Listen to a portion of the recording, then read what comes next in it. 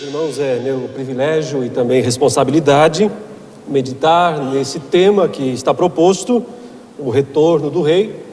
E ao contrário do que alguém possa pensar, não fui eu que sugeri esse tema para mim mesmo, já estava programado pela organização, mas evidentemente quando estava sendo sorteado entre os palestrantes os temas, e eu vi que esse tema estava lá, então eu me adiantei, obviamente, e tomei posse da bênção, Peguei esse tema com o qual eu tenho um pouco mais de familiaridade. Eu vou meditar brevemente nessa noite sobre esse tema com base numa passagem bíblica que eu gostaria que nós lêssemos.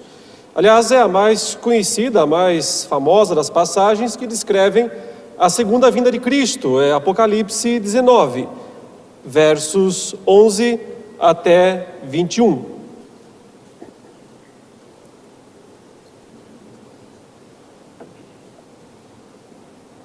Apocalipse 19, versos 11 a 21, a palavra diz assim: Vi o céu aberto, e eis um cavalo branco. O seu cavaleiro se chama Fiel e Verdadeiro, e julga e peleja com justiça. Os seus olhos são chama de fogo, na sua cabeça há muitos diademas. Tem um nome escrito que ninguém conhece, senão ele mesmo. Está vestido com um manto tinto de sangue, e o seu nome se chama o Verbo de Deus. E seguiam-no os exércitos que há no céu, montando cavalos brancos com vestiduras de linho finíssimo, branco e puro. Sai da sua boca uma espada afiada, para com ela ferir as nações. E ele mesmo as regerá com cetro de ferro, e pessoalmente pisa o lagar do vinho do furor da ira do Deus Todo-Poderoso. Tem no seu manto e na sua coxa um nome inscrito: Rei dos Reis e Senhor dos Senhores. Então vi um anjo posto em pé no sol, e clamou com grande voz, falando a todas as aves que voam pelo meio do céu: Vinde, reuni-vos para a grande ceia de Deus, para que comais carnes de reis, carnes de comandantes, carnes de poderosos, carnes de cavalos e seus cavaleiros, carnes de todos, quer livres, quer escravos, tanto pequenos como grandes. E vi a besta e os reis da terra com os seus exércitos congregados para pelejarem contra aquele que estava montado no cavalo e contra o seu exército. Mas a besta foi aprisionada, e com ela o falso profeta, que com os sinais feitos diante dela, seduziu aqueles que receberam a marca da besta e eram os adoradores da sua imagem. Os dois foram lançados vivos dentro do lago de fogo que arde com enxofre. Os restantes foram mortos com a espada que saía da boca daquele que estava montado no cavalo. E todas as aves se fartaram das suas carnes. Durante toda a narrativa do livro de Apocalipse, por várias vezes e de forma crescente, João mostrou a seus leitores a existência de uma batalha, uma grande batalha no fim dos tempos, quando os inimigos do povo de Deus devem ser definitivamente esmagados. Porém, um fato curioso, se você prestar atenção ao ler o texto de Apocalipse, é que apesar dele mencionar 7 vezes essa batalha, esse confronto, esse momento da verdade no fim dos tempos, ele não descreveu detalhadamente a batalha em momento nenhum. E mesmo aqui, nesse texto que nós lemos, o que nós temos não é uma descrição cinematográfica ou hollywoodiana de uma batalha. Há uma espécie de abreviação dela. Cristo volta, e os inimigos são instantaneamente fulminados. Não há uma disputa aqui. Há um massacre. O motivo é que a vitória de Cristo, essa vitória de Cristo e de seu povo nessa chamada batalha final, né, que coincide com a segunda vinda de Cristo, representa uma consumação da vitória que Cristo obteve na cruz e que, portanto, foi realizada em sua primeira vinda. Por isso o tema aqui hoje é o retorno do rei. Ele já é rei. Ele não se tornará em algum momento. É o rei que já ocupa esse posto, que já desfruta dessa posição, que retornará para consumar os seus propósitos. A batalha sangrenta já aconteceu, entrou para a história, é passado. Ela foi realizada na cruz, sim, porque lá Cristo sangrou. No fim dos tempos, na batalha final, há apenas o sangue dos seus inimigos e a carne deles que sacia as aves de rapina. Meus irmãos, o Apocalipse responde uma dúvida dos crentes da época em que ele foi escrito, provavelmente no ano 95 ou 96 do primeiro século, mas que pode ser uma dúvida de todos os crentes em todas as épocas, que é a seguinte: se Jesus já derrotou Satanás na cruz, porque isso é o que o Novo Testamento afirma categoricamente, então por que o diabo parece ter tanto poder neste mundo exatamente agora? Por que os crentes lá do primeiro século, e também em muitas regiões do mundo atual, sofrem tanta perseguição e enfrentam tanto sofrimento, se Jesus é o Rei dos Reis e o Senhor dos Senhores? Os crentes não deveriam já estar livres dessas coisas e desfrutando da vitória plena de Cristo nesta vida? A resposta do Apocalipse é que essa vitória de Cristo e a consequente derrota de Satanás e dos seus inimigos precisa ser vista em duas etapas. A primeira etapa é a primeira vinda de Cristo, onde ele impôs sobre o dragão a derrota que o deixou sem perspectivas de reverter o quadro. O capítulo 12 de Apocalipse mostrou que ele foi expulso do céu e perdeu o direito de acusar os crentes lá diante da face de Deus. Sendo assim, o livro mostra que o reino de Deus já foi plenamente estabelecido no céu. Porém, ele precisa ser transferido, por assim dizer, consumado ainda na terra.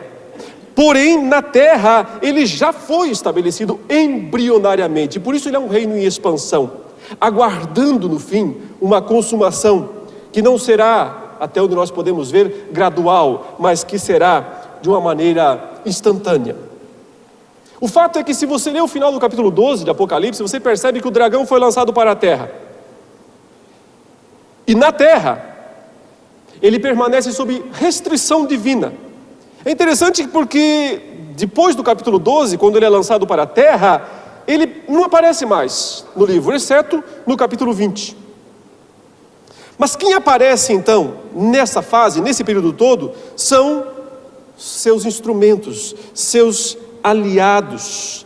Ele está sob restrição divina, porém foi-lhe concedido que ele atue através de instrumentos. Então, a partir do capítulo 13, João mostrou quem são e o que fazem esses instrumentos do dragão. Ele descreveu duas bestas, dois monstros. Um monstro, uma besta subindo do mar, e a outra da terra. E claramente, essas duas bestas, esses dois monstros, recebem a autoridade do dragão, ou seja, são seus representantes da terra. Pela leitura do livro, nós percebemos que as duas bestas, no primeiro momento, significam sistemas. Respectivamente, o poder imperial e a falsa religião, também ligada ao poder imperial. São sistemas que são compostos por pessoas, evidentemente, como reis, como falsos profetas, e que estão localizados nos dias de João na cidade de Roma, a qual representa as duas bestas, e dela esse poder emana para todo o império, perseguindo e enganando os cristãos, pelo poder da espada, pelo poder da falsa religião, ou seja, perseguindo e enganando. Porém, em seguida, João descreveu um terceiro instrumento ou aliado do dragão, também identificado com Roma, mas que representa outra faceta da sociedade daqueles dias: a grande meretriz Babilônia. Sim, esse é o lado sedutor do império, o lado sensual da idolatria e do comércio, através do qual os cristãos eram levados, induzidos, seduzidos para se tornarem infiéis a Deus. E desse modo, na figura de um rei, na primeira besta, de um profeta falso, na segunda besta, e de uma prostituta em Babilônia, nós temos uma tríade, os aliados do dragão, ou melhor, seus instrumentos para agir no mundo. Muitos crentes poderiam estar pensando naqueles dias que o grande problema que eles enfrentavam era a perseguição de Roma sob a figura da primeira besta. Porém, João mostrou outros dois perigos: o engano da falsa religião e a sedução dos prazeres idolátricos da grande cidade. Porém, finalmente, ele mostrou como esses três sistemas, trabalhando em cooperação, tentam destruir o povo de Deus. E aí está a explicação do Apocalipse para o motivo pelo qual os crentes sofrem tanta perseguição, tanto sofrimento, tanto desafio neste mundo, apesar de Satanás já ter sido derrotado por Cristo. Porém, meus irmãos, o Apocalipse vai além e mostra como os três aliados do dragão são finalmente destruídos, e por fim também como o dragão é plenamente destruído. E ele narra isso seguindo a ordem inversa, como ele apresentou esses inimigos. Ele apresentou primeiro as duas bestas no capítulo 13, depois apresentou Babilônia no capítulo 14, descreveu ela em detalhes no capítulo 17, e então passou a mostrar a destruição de Babilônia no capítulo 18, e no final do capítulo 19, que é o que nós lemos, a destruição das duas bestas, restando para o fim, capítulo 20, apenas a descrição completa da destruição de Satanás. Há 4 cenas marcantes nesse texto que nós lemos e que nos levam a meditar no que é, no que significa, no que será o retorno do nosso rei. A primeira cena que nós temos é do guerreiro celeste. O verso 11 diz: vi o céu aberto e eis um cavalo branco. A primeira vez que João viu esse céu aberto foi quando aquela voz o chamou para ir até o céu, a fim de contemplar as coisas que deviam acontecer em breve, Apocalipse 4, verso 1. Porém, naquele momento, João viu apenas uma porta aberta e foi dito que ele deveria subir e passar por ela. E assim, a realidade celeste, invisível aos olhos humanos, foi descortinada, foi revelada, no melhor sentido do termo Apocalipse, foi revelada para João. Lá ele enxergou o trono de Deus e as incontáveis criaturas celestes que o rodeiam. Ele viu o momento sublime da coroação de Cristo, no capítulo 5, quando o Cordeiro se aproximou do trono e tomou o livro da mão direita daquele que estava sentado, e todas as criaturas celestes então começaram a cair umas após outras, prostradas diante de Cristo. Esse foi o momento maior da história celeste, quando Cristo é coroado Rei dos Reis e Senhor dos Senhores, no sentido redentivo, no sentido para aplicar sua redenção no mundo. Glorificado, portanto, ele pode mandar o Espírito Santo e pode consumar, terminar a sua obra de expansão, de pregação do seu evangelho em todo o mundo. A primeira figura, naquele momento, quando ele vê uma porta aberta apenas, representa algo parcial, mas agora o próprio céu está aberto, o que aponta para a plena revelação das verdades mantidas ocultas até este momento. E a primeira figura que João vê saindo desse céu aberto é um cavalo branco, no grego, o riptos leukos, branco cavalo. Essa é exatamente a mesma expressão para a descrição daquele cavalo, outro lá que foi liberado do primeiro selo do livro, no capítulo 6, quando o cordeiro abriu. E por isso impressiona que tantos intérpretes tenham tanta relutância em relacionar os dois cavaleiros, os dois cavalos. Até mesmo o Gregory Bill, talvez o maior expositor de Apocalipse da atualidade, vê o primeiro como uma provável paródia de Cristo. Mas não há nenhuma paródia nessa relação, os termos são idênticos. O cavalo do primeiro selo precisa se relacionar diretamente com o cavalo branco do capítulo 19. Ou então os símbolos de Apocalipse não fazem mais qualquer sentido, nem seguem qualquer lógica. Mas o ponto é simples. No primeiro selo, ele representa Cristo através da conquista efetuada em sua primeira vinda. Ou seja, a vitória do Evangelho e o direito de que esse Evangelho seja pregado em todas as tribos, raças, línguas e nações, o mundo. E como fará isso? Como será pregado? Através da igreja, capacitada pelo Espírito Santo, que veio para tornar o povo de Deus testemunha em Jerusalém, Judeia, Samaria e até aos confins da terra. É por isso que Cristo diz: todo poder me foi dado nos céus e na terra. Vão e façam discípulos, preguem o Evangelho a toda criatura. Eu estou convosco todos os dias. A garantia do sucesso é Cristo, a presença dele. Primeiro, a autoridade dele. Eu recebi toda a autoridade no céu e na terra. Agora eu compartilho essa autoridade com o meu povo, para que vão e para que façam esses discípulos. E assim ele sai vitorioso e para vencer, porque o Evangelho é o poder de Deus para a salvação de todo o que crê, primeiro do judeu, mas também do grego. Mas aqui no capítulo 19, ele representa, o símbolo representa o Cristo vitorioso da segunda vinda. Quando então ele retorna para destruir de uma vez por todas os seus inimigos. Assim, o arco que atinge os eleitos do primeiro cavaleiro, isso na interpretação de Vitorino de Petóvio, lá ainda no quarto século, o arco que atinge os eleitos, agora é a espada que vem para destruir os seus inimigos. As descrições de Cristo a partir do versículo 11 são muito emblemáticas. Ele fala: o seu cavaleiro se chama fiel e verdadeiro, e julga e peleja com justiça. Os seus olhos são chama de fogo, na sua cabeça há muitos diademas. Tem um nome escrito que ninguém conhece, senão ele mesmo. Está vestido com um manto tinto de sangue, e o seu nome se chama o Verbo de Deus.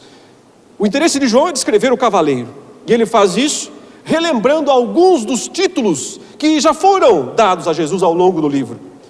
E ele reúne aqui 7 títulos ou descrições de Cristo. Primeiro, fiel e verdadeiro, está lá em Apocalipse 3,14. Segundo, julga e peleja com justiça, está lá em Apocalipse 16,7, também no 19,2, no início desse capítulo. Olhos como chama de fogo, Apocalipse 1,14, 2,18. Na cabeça muitos diademas, 6,2, 14,14. Nome secreto, está lá em Apocalipse 2,17, também está no 3,12. Manto tinto de sangue, está lá no capítulo 14, verso 20. E o nome Verbo de Deus é uma reminiscência da explicação do próprio João no seu evangelho, o Verbo de Deus, o Logos de Deus. Praticamente, todas essas descrições apontam para a justiça de Cristo, seu direito de executar o juízo, bem como sua capacidade de fazer isso. 3 vezes é mencionado que ele tem um nome, o nome, como ele se chama. Portanto, é o caráter de Cristo como vingador que está em evidência, considerando que ele está descendo do céu, para tomar vingança dos inimigos que tanto oprimiram a igreja. Nesse sentido é que ele se chama fiel e verdadeiro, e que julga e peleja com justiça. Seus olhos são chama de fogo, ou seja, reforça o sentido de seu juízo, da justiça de seu juízo, da capacidade de discernir os pecados humanos dignos de punição. As várias coroas, diademas na cabeça mostram sua superioridade em relação ao dragão e à primeira besta, que também tem diademas, respectivamente 7 e 10. Mas Cristo tem muitas diademas, e o sentido é incontáveis. O nome secreto provavelmente seja uma referência à revelação de Cristo como juiz implacável, que é diferente nesse sentido daquele Jesus servo, humilde, sofredor, que foi revelado na primeira vinda. O manto tinto de sangue é uma antecipação de sua ação de esmagar as uvas do vinho do lagar, da ira do Deus Todo-Poderoso. E o último título, já foi dito, identifica ele como, na tradição joanina, o instrumento da criação, da redenção e da consumação. O Verbo, o Logos, a palavra de Deus. O verso 14 diz que seguiam-no os exércitos que há no céu, montando cavalos brancos, com vestiduras de linho finíssimo, branco e puro. De fato, o texto não descreve um exército, mas vários exércitos, várias companhias, cavalarias. A ideia é muitos regimentos de cavalarias, incontáveis soldados celestes, todos montando cavalos brancos, que o identificam também com o próprio Cristo, e vestem roupas de linho finíssimo, branco e puro, apontando para a absoluta santidade desses soldados. Provavelmente sejam os anjos de Deus. E diversas passagens do Novo Testamento descrevem os anjos envolvidos na segunda vinda de Cristo. Porém, não dá para descartar a possibilidade de que também sejam crentes, santos, né? Porque eles também, os santos, os crentes em Apocalipse, às vezes são descritos como vestindo roupas brancas de linho, como as almas dos mortos que estão lá debaixo do altar, no quinto selo, e clamam por justiça. E esse aqui é o momento da justiça. E foi dito também, ou será dito depois, que essas mesmas almas julgariam, participariam do julgamento. Então, não é impossível que sejam dois grupos, tanto de anjos quanto de santos, descendo com Cristo para o massacre, para a vitória dele. Mas a descrição dos exércitos aqui é muito rápida, porque Cristo domina a cena inteiramente. E na verdade esses exércitos são coadjuvantes. Eles não participaram das batalhas da primeira vinda de Cristo. Ele lutou sozinho. Eles apareceram hora ou outra no nascimento. Também fala de exércitos do céu que apareceram lá, segundo Lucas, e louvaram a Deus. São coadjuvantes, eles não lutam, eles não participam da batalha. Eles assistem, são espectadores. O que nós temos aqui é um guerreiro solitário, desde o começo. Cristo venceu sozinho a sua primeira batalha, a primeira vinda, e vence sozinho sua batalha final. Por quê? Porque sai da sua boca uma espada afiada, diz o verso 15, para com ela ferir as nações. E ele mesmo as regerá com o cetro de ferro, e pessoalmente, em pessoa, pisa o lagar do vinho, do furor, da ira do Deus Todo-Poderoso. Quantas palavras, né? Para descrever uma só sentença. Tem no seu manto e na sua coxa o nome escrito Rei dos Reis e Senhor dos Senhores. Ao padrão 7 e 4, tão comum em Apocalipse, agora temos um padrão de 4 outra vez. São mais 4 descrições para Cristo. Ele tem a espada afiada que sai da boca para ferir as nações. Ele regerá as nações com cetro de ferro. Ele pisa pessoalmente o lagar do vinho da fúria. E ele tem o nome escrito na coxa e no manto, que o nome é Rei dos Reis e Senhor dos Senhores. Todas essas descrições apontam para o domínio de Cristo sobre as nações rebeldes. O castigo que ele imporá sobre elas, através da espada que sai da sua boca, a palavra, né? Reminiscência de Isaías 11:4, Isaías 49:2. Através do cetro que as regerá, o Salmo 2, verso 9. E através dos pés que pisará o lagar, esmagando os seus inimigos, Isaías 63, de 1 a 6. O último nome dado a Cristo nessa descrição apenas confirma a razão do seu triunfo sobre todos, Rei dos Reis, Rei e Senhor. Ele foi coroado no capítulo 5, ele tomou o livro da mão direita do Pai, ele está abrindo, ele governa, ele comanda. A cena, portanto, é dominada pelo guerreiro celeste. Mas então, muda-se a cena para algo pictórico, muito interessante. É o chamado para as aves.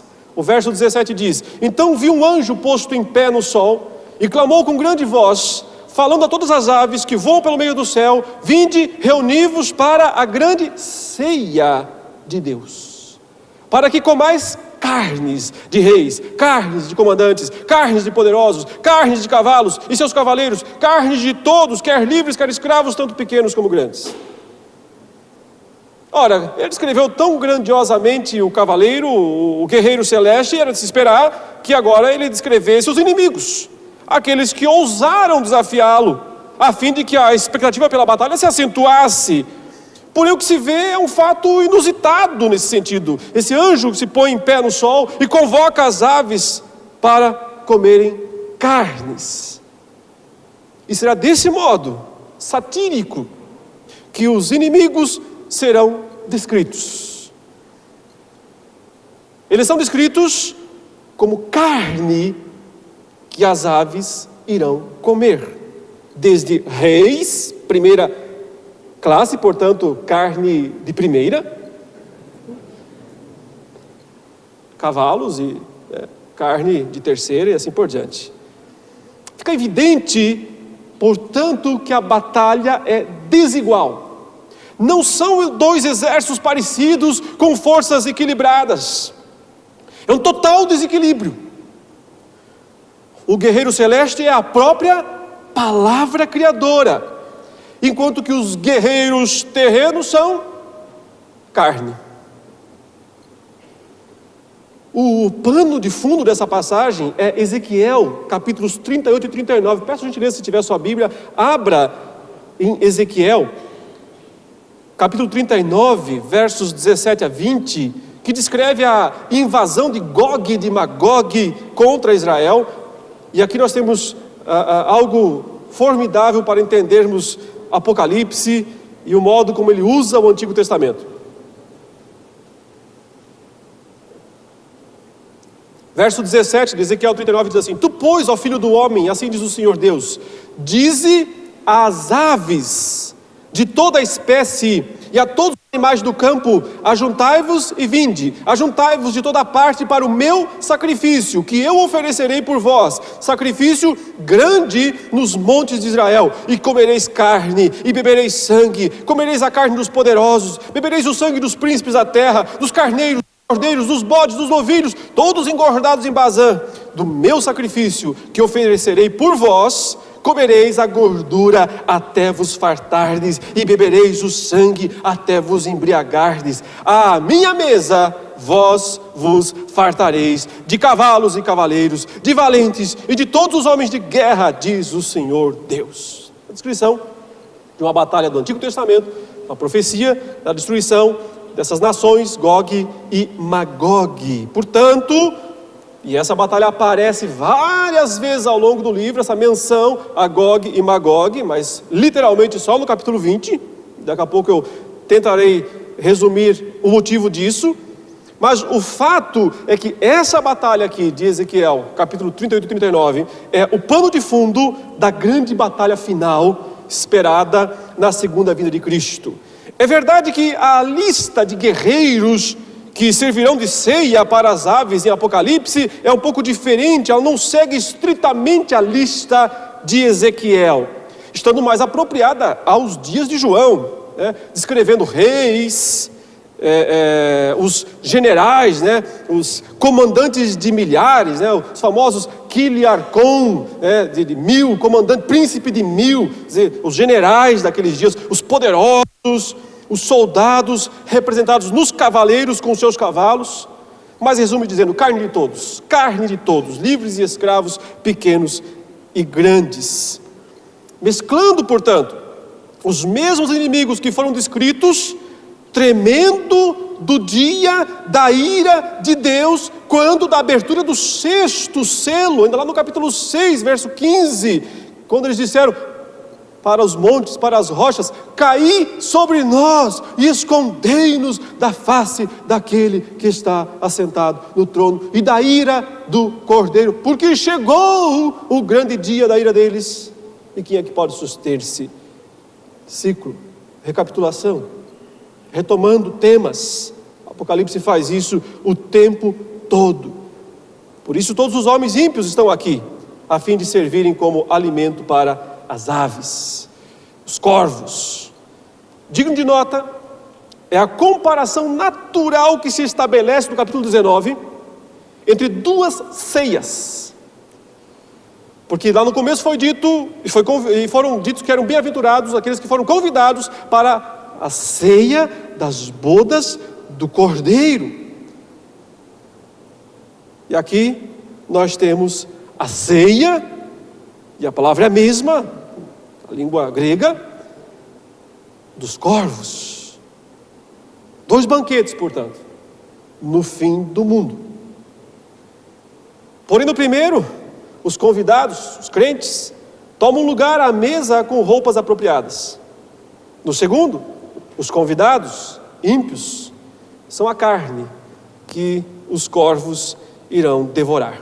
Essa é a cena antecipatória da batalha. Você já sabe o resultado dela. Não há nenhum suspense.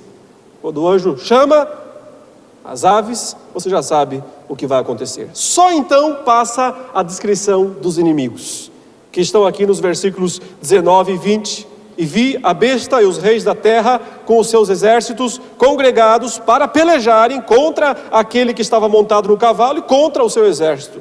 Mas a besta foi aprisionada e com ela o falso profeta que com os sinais feitos diante dela seduziu aqueles que receberam a marca da besta e eram os adoradores da sua imagem. Os 2 foram lançados vivos para dentro do lago que arde com fogo e enxofre.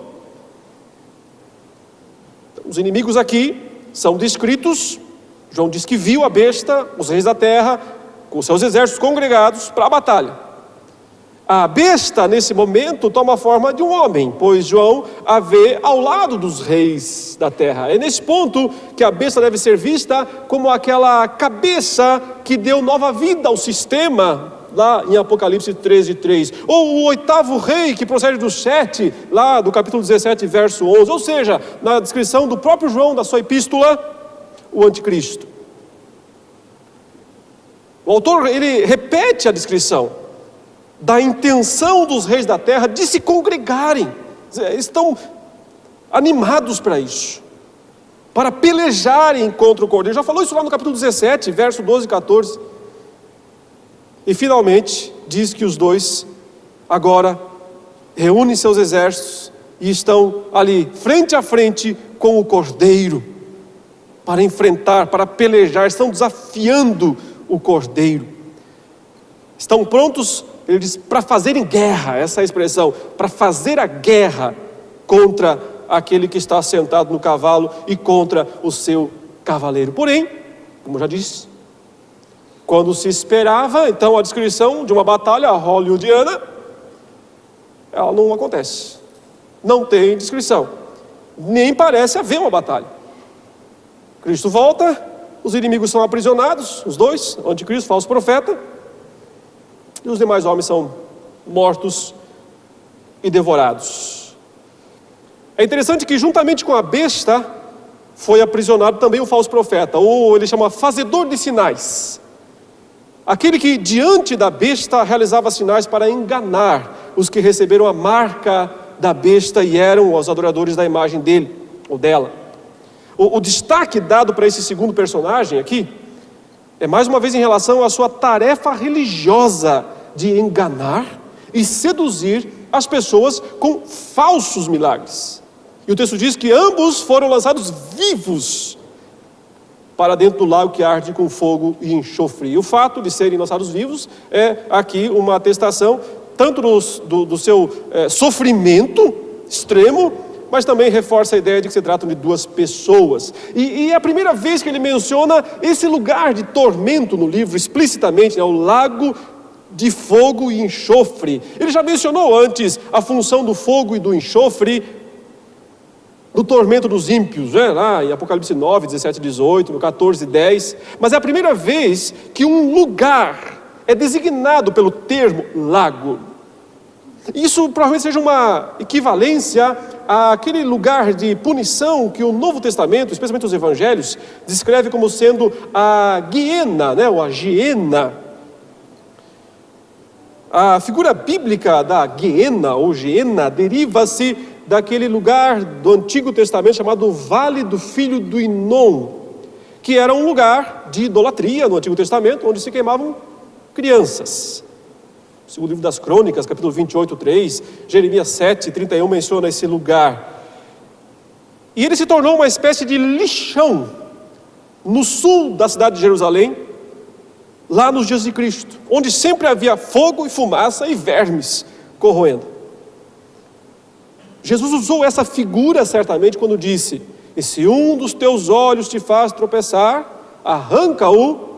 É melhor entrares no reino de Deus com um só dos teus olhos do que, tendo os dois, seres lançado no inferno. Aqui a expressão inferno, né, é usada para traduzir Guiena, onde não lhes morre o verme, nem o fogo se apaga. Marcos 9, 47 e 48. Apesar desse termo aparecer algumas vezes no Novo Testamento e ser traduzido como inferno, eu entendo que essa não é a melhor tradução, porque trata-se de um lugar diferente do Hades, que tem o sentido primário de túmulo, mas também adquire o sentido de punição, especialmente na parábola do rico e do Lázaro. A Guiena não é esse lugar intermediário para onde vão as almas, onde as almas permanecem até o juízo final. A Guiena parece ser um lugar para onde vão as pessoas após o juízo final, com corpo e alma completos. Por isso Jesus disse em Mateus 10, 28, não temais os que matam o corpo e não podem matar a alma. Temei antes aquele que pode fazer perecer na Guiena, no inferno, tanto a alma quanto o corpo. Ou seja, corpo e alma. O lago de fogo é esse lugar, para onde os ímpios vão ressuscitados também, para serem punidos no corpo e na alma. Por isso provavelmente João descreve a besta e o falso profeta como descendo vivos para o lago de fogo e enxofre. E finalmente, meus irmãos, nós temos a quarta e última cena dessa impressionante passagem. O versículo 21 diz: os restantes foram mortos com a espada que saía da boca daquele que estava montado no cavalo, e todas as aves se fartaram das suas carnes. Assim como não houve batalha ou esforço para aprisionar e lançar para o lago de fogo os dois grandes inimigos, também não há qualquer esforço para destruir os restantes.